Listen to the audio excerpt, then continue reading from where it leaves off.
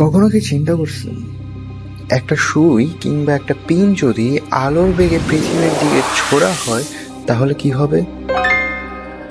ধরা যাক সুইটি লোহার তৈরি এবং এর ওজন 1 গ্রাম। এই সুইটি আলোর 99.99% বেগে পৃথিবীর দিকে মারা হলো। এখন অনেকের মাথায় আসবে, কেনই বা 99.99%?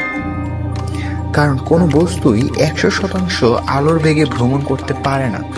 যদি করে তাহলে এই বস্তুর মধ্যে যে আণবিক অন্ত আণবিক শক্তি আছে ওইটা লোপ পাবে এবং প্রত্যেকটা অণু বিচ্ছিন্ন হয়ে যাবে। এখন আসল কথায় আসা যাক, যখন সুইটি পৃথিবীতে আঘাত করবে তখন এই সুইটি আইনস্টাইনের E=mc² সূত্র মতে প্রায় 201 মিলিয়ন বিলিয়ন জুল শক্তি উৎপন্ন করবে। Can you imagine?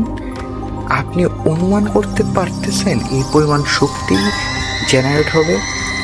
এই পরিমাণ শক্তি তখনই উৎপন্ন হবে যখন একসাথে পৃথিবীতে থাকা সবচেয়ে বড় 3টা পারমাণবিক বোমা একসাথে ফোটানো হবে।